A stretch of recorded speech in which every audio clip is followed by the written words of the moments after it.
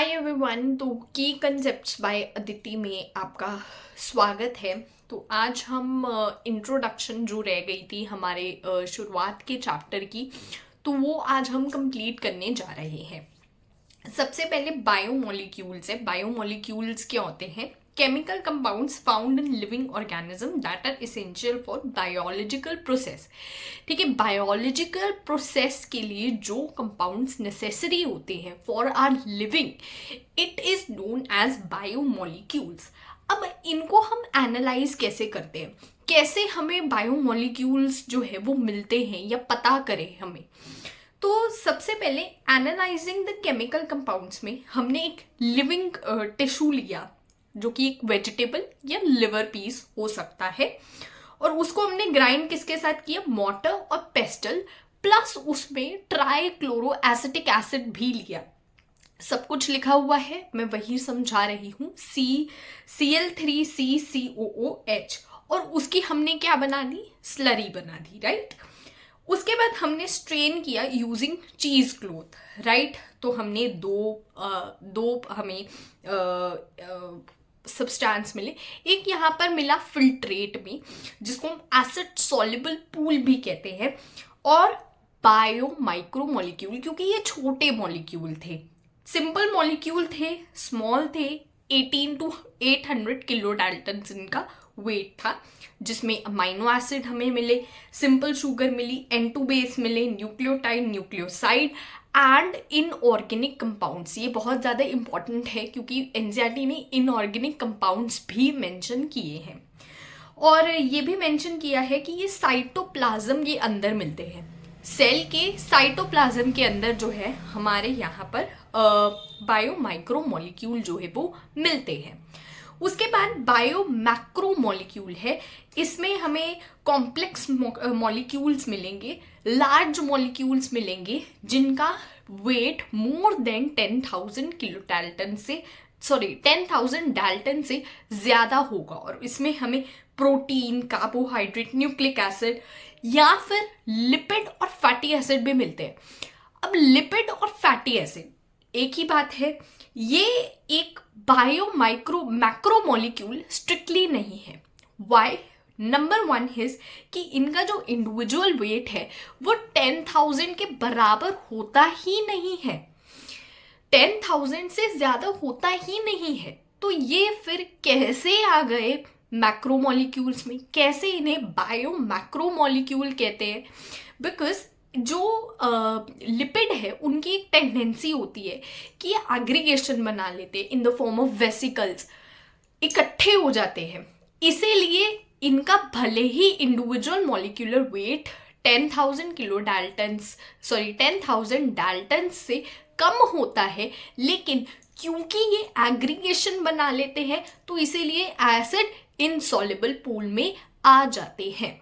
I repeat, बायोमैक्रोमोलिक्यूल lipid एक strictly बायोमैक्रोमोलिक्यूल नहीं है। वाई? बिकॉज इनका इंडिविजुअल वेट लेस देन होता है 10,000 डाल्टन से, लेकिन फिर भी ये एसिड इनसॉल्युबल पूल में आते हैं because they form aggregation in the form of vesicles, इकट्ठे हो जाते, इसीलिए ये एसिड इनसॉल्युबल पूल में आते हैं। तो वही लिखा है कि their individual molecular wait is less than 10,000 Dalton. More over they do not form polymeric unit unlike other macromolecule. जो बाकी के मैक्रोमोलिक्यूल है वो पॉलीमर्स के चेन बनाते हैं, लेकिन लिपिड, अगर आपने स्ट्रक्चर्स पढ़ा होगा तो लिपिड कभी भी पॉलीमर्स नहीं बनाते, राइट। फैटी एसिड और ग्लिसरॉल के ये एस्टर्स से मिलकर लिपिड्स बनते हैं, ना कि किसी पॉलीमर्स से, right. Rather they aggregate together to come under acid insoluble. फिर हमने एश एनालिसिस टेस्ट किया to study the inorganic compounds in a cell.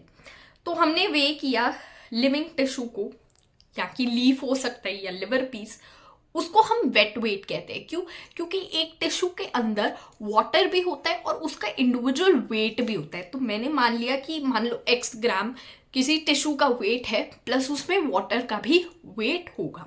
अब हमने स्लाइटली सा उसको थोड़ा सा हीट किया, बर्न नहीं किया, स्लाइटली हीट किया। उसके बाद उसका ड्राई वेट, क्योंकि वाटर सारा इवेपोरेट हो गया, तो वाटर इवेपोरेट हो गया, उसके बाद एक्स ग्राम ही बचेगा टिश्यू का इंडिविजुअल वेट, क्योंकि वाटर सारा इवेपोरेट हो गया, राइट। उसके बाद बर्न इट, हमने उसको बर्न किया, हमने उसको जलाया, तो इसमें क्या हुआ, CO2 इवेपोरेट हो गया, क्योंकि ये हमारी पूरी बॉडी कार्बन से बनी होती है। कार्बन जब ऑक्सीडाइज होता है एयर में तो CO2 ही बदल देता है। CO2 इवेपोरेट हो गया, वाटर इवेपोरेट हो गया, बचा क्या, इनऑर्गेनिक कंपाउंड्स, जो कि हमें ऐश के फॉर्म में मिलेंगे। तो यहाँ पे एनसीईआरटी ने सिंपल सा एक है कि लिस्ट ऑफ रिप्रेजेंटिंग जो कि इनऑर्गेनिक कॉन्सिक्वेंस हमारे मिलते हैं हमारी बॉडी के अंदर, sodium, potassium, calcium, magnesium, water and compounds like NaCl, CaCO3, PO4-3 and SO4-2। ठीक है, इन सबको याद कर लेना। उसके बाद comparison of elements present in non living and living matter, ये भी एक टेबल के फॉर्म में दिया है। इसमें सिर्फ आप ये याद रख सकते हो कि अर्थ में मोस्ट अबंडेंट कौन सा एलिमेंट है, तो अर्थ में मोस्ट अबंडेंट एलिमेंट जो है वो ऑक्सीजन है, और हमारी बॉडी में भी मोस्ट अबंडेंट क्या है, ऑक्सीजन। ठीक है, यहाँ पर इनऑर्गेनिक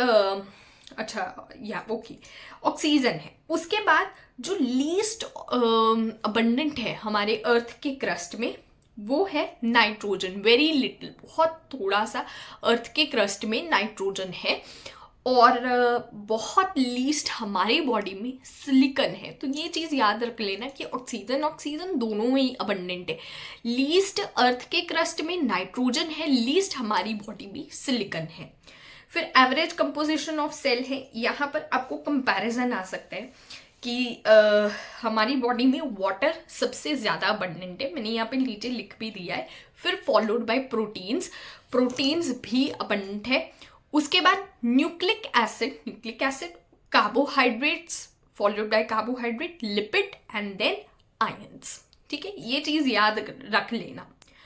उसके बाद आते हैं मेटाबोलाइट्स। तो मेटाबोलाइट्स ऐसे सब्सटेंसेस होते हैं जो कि मेटाबॉलिक रिएक्शंस के दौरान बनते हैं, तभी उनको हम मेटाबोलाइट्स कहते हैं। Metabolic reaction mean anabolism plus catabolism. तो प्राइमरी मेटाबोलाइट्स है जिसमें हमारे पास, इसको हम सेंट्रल मेटाबोलाइट्स भी कहते हैं, because they are important for the physiological functioning of our body. हमारी बॉडी इनके बगैर फंक्शन नहीं कर सकती, जैसे कि ग्लूकोज और amino acid, they are primary metabolites. ठीक है, सेकेंडरी मेटाबोलाइट्स में obtained through fungal, microbial and plant cell, इनके सेल्स से हमें ऑब्टेन होता है, राइट। ऐसे एनसीईआरटी ने बोला है। तो कुछ लिस्ट है यहाँ पर, बहुत इम्पॉर्टेंट है सेकेंडरी मेटाबोलाइट्स में, जैसे पिगमेंट्स आ गया, कैरोटिनॉइड्स, एंथोसाइनिन्स, एल्कलॉइड्स आ गया, मॉर्फिन, कोडीन, ये आपको याद करने पड़ेंगे। ठीक है, टर्पिनॉइड्स कौन कौन से मिलते हैं, monoterpenes, diterpenes, essential oils, lemon grass oil etcetera, toxins, abrin and ricin, lectins, concanavalin A, and drugs आते हैं vinblastine, curcumin, and polymeric substance आते हैं रबर, गम एंड सेल्यूलोज। तो यहाँ पर हमारा एक चैप्टर बायोमोलिक्यूल्स जो है वो ख़त्म हुआ है। नेक्स्ट चैप्टर से हम स्टार्ट करेंगे, मे बी हम स्टार्ट कर सकते हैं blood circulation, body fluids and circulation हम स्टार्ट करेंगे।